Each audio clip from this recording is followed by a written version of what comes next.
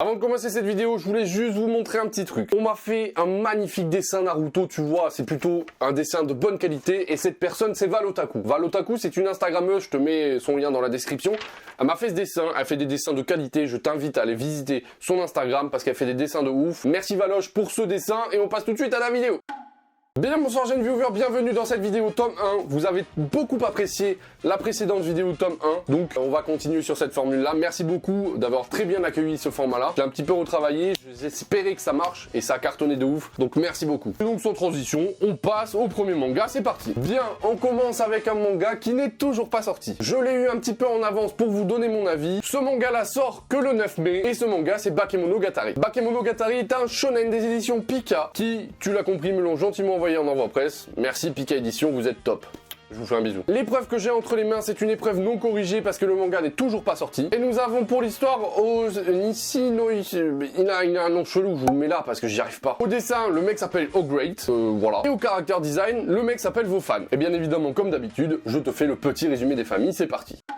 Koyomi était un lycéen ordinaire jusqu'à sa rencontre avec un vampire légendaire. Oui madame. Qui, bien évidemment le mordant, lui a transmis ses pouvoirs. Un jour il réalise qu'une entité chimérique a pris possession d'une camarade de classe, Itagi, et il est le seul à pouvoir l'aider. Alors, qu'est-ce que j'ai pensé de ce tome 1 de Bakemonogatari? Je vais pas te mentir, c'est très what the fuck. J'ai trouvé le fond de l'histoire sympa, tu vois, cette histoire de monstres, chimères qui peuvent prendre possession ou qui mordent certains êtres humains dans la société de tous les jours, dans notre société au final. Ça donne ce petit côté réaliste tout en étant fantastique, mais je trouve que dans ce manga, il y a un petit souci au niveau des découpages des pages, ou alors je sais pas, j'ai eu de temps en temps des problèmes à poursuivre l'histoire. On a dans les premières pages un personnage qui se parle à lui-même, donc on a des cases rondes, tu vois, et les cases rectangulaires qui s'enchaînent. Et il y a des fois, tu sais pas comment c'est foutu, comment il faut suivre, tellement c'est compliqué. Je te cache pas que de temps en temps c'est compliqué. Mais clairement, c'est le seul défaut de ce manga parce que sinon, j'ai bien aimé Bakemonogatari. On a un personnage principal qui est quand même un petit peu en retrait, qui est quand même un petit peu timide, avec une antagoniste qui est très excentrique, très sûre d'elle, très belle, parce que c'est un personnage féminin, elle est très très belle. Et elle a ce côté un petit peu atypique, ce côté un petit peu énervant, qui fait que ce personnage reste attachant tout en étant détestable. Et au fil des pages, on sent qu'il y a un lien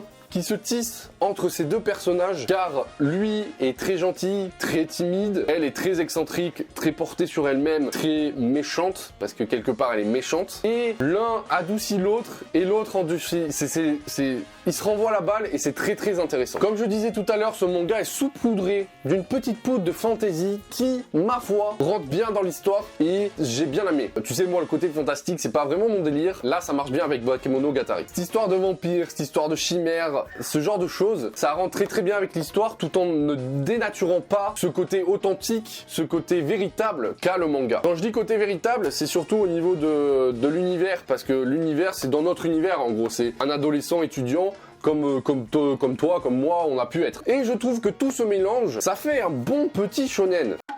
Au point de vue du dessin, comme tu peux le remarquer, c'est pas quelque chose qu'on a l'habitude de voir. Je trouve les traits très féminins, très shoujo, tout en gardant cet aspect un petit peu shonen fantastique. Alors, tu me connais, j'ai pas fait de recherche sur l'auteur et sur le dessinateur, donc je peux pas te dire si vraiment c'est une dessinatrice de shoujo ou quoi. C'est atypique, c'est quelque chose qu'on voit pas souvent, et ça colle plutôt bien avec l'histoire et l'ambiance qui nous est racontée.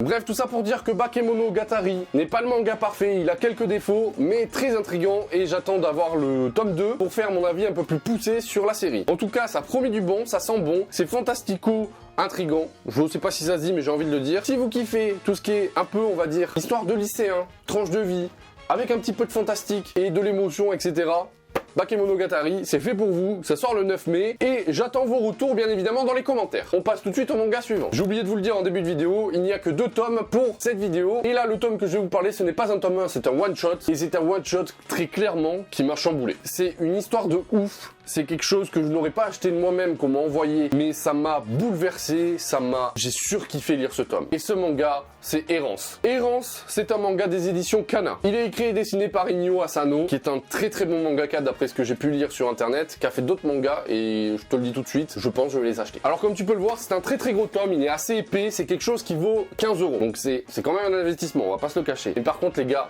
l'histoire est ouf. Je vous fais le résumé et on en parle après.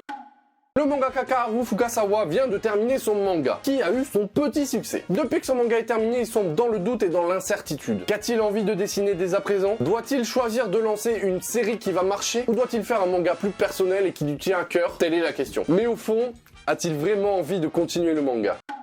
Alors pourquoi je vous parle de Errance dans un tome 1? Parce que déjà c'est un one shot, voilà. Ce manga Errance, c'est juste un truc de fou. D'ailleurs j'ai oublié de vous le dire, c'est Kana qui me l'a envoyé. Merci Kana d'en m'avoir envoyé Errance parce que c'est un énorme coup de cœur pour moi. Tu l'as compris, ça parle d'un mangaka qui, après avoir terminé son manga, se pose des questions sur son avenir. Son manga lui a pris énormément de temps, énormément d'énergie. Il est en plein doute, il est en plein chamboulement. Il remet en cause toute sa vie. Et cette histoire est incroyable. Alors c'est pas du shonen fantastique, c'est pas du seinen très gore. C'est quelque chose qui est plus dans la tranche de vie, dans la réflexion, dans la psychologie. Et plus je vieillis, plus j'adore ce genre de récit, c'est incroyable. Alors très clairement, ça va pas plaire à tout le monde. Si tu es Kevin 13 ans et que tu adores My Hero Academia, tu vas détester Errance. Mais si vous êtes comme moi, un peu plus âgé, du genre 20-30 ans, vous aimez toujours les shonen, les seinen comme moi, mais que vous commencez à tanguer vers d'autres récits, d'autres histoires, franchement, Errance, certes, c'est 15 €, mais très franchement, ça les vaut. On suit un personnage qui est en plein doute, qui est en plein chamboulement, qui est en pleine remise en question. Et il va même remettre en question son mariage pour être sûr de lui. On suit toute l'histoire de ce personnage. On a des flashbacks par rapport à sa vie passée. On commence à suivre sa vie future. Comment il gère l'après-succès. Comment il gère l'après-manga. Comment il gère la suite des événements. Et je sais pas comment t'expliquer, mais cette histoire est venue me chercher au fond de moi et c'est juste incroyable. J'ai pas vu le temps passer quand j'ai lu Errance. C'est juste un truc de fou. Et ce qui est intéressant dans Errance, c'est qu'on pousse la réflexion sur comment un mangaka, après avoir eu un succès, après avoir terminé sa série, peut changer, peut remettre en cause tout ce qu'il a fait, peut remettre en cause tout ce qu'il est, juste parce que il ne sait pas quoi faire de plus. Et l'histoire est tellement travaillée, la psychologie des personnages est tellement pointilleuse. Je sais pas comment te donner mon ressenti encore plus que ça a été un énorme coup de cœur pour moi, Errance. Et putain, je veux lire d'autres œuvres de cet auteur parce que ça a l'air juste ouf. Au point de vue du dessin, tu peux le voir, c'est magnifique. On peut pas faire mieux que ça. Il n'y a rien à dire, c'est juste parfait. Regarde-moi ce paysage. Il est juste parfait. Inyo Asano, c'est un auteur que je ne connaissais pas avant, mais j'ai très envie de découvrir son univers, et très clairement je pense que si c'est comme Errance, si on a la même intensité, si on a la même émotion, si on a la même... Je sais pas comment t'expliquer, Inyo Asano va être un de mes mangaka favoris, c'est sûr. Donc du coup, pour conclure, je dirais que Errance, c'est un excellent manga, il n'y a rien à dire, l'histoire est parfaite, le dessin est parfait, c'est vraiment un très gros coup de cœur pour moi. Merci Kana encore de me l'avoir envoyé, de me l'avoir fait découvrir parce que c'est juste incroyable, je l'aurais pas acheté de moi-même, je vous le dis tout de suite. Et si vous êtes comme moi, un petit peu plus âgé, que vous commencez à vous tourner vers d'autres lectures, vers d'autres critères de sélection pour lire et d'autres univers, franchement Errance, ça peut être une très bonne mise en bouche pour découvrir un manga un peu plus sérieux, un peu plus culturel, un peu plus léger, un peu moins shonen, seinen. Franchement Errance, c'est une tuerie de mille, je vous le conseille de ouf. Bien voilà mes amis, j'espère que cette vidéo vous aura fait kiffer. Si c'est le cas, n'hésitez pas à laisser le pouce bleu, n'hésitez pas à réagir dans les commentaires. N'hésitez pas à aller checker les réseaux sociaux, c'est dans la description. N'hésitez pas aussi à aller voir Utip, c'est dans la description. N'hésitez pas à vous abonner, activer la cloche. Très bientôt, il y a une grosse vidéo en annonce qui va sortir. J'espère dans la semaine, sinon ça sera la semaine prochaine. Je vous tiens au courant et moi je vous dis à très bientôt pour de prochaines vidéos. C'était Jérémy Sensei, Multiprise.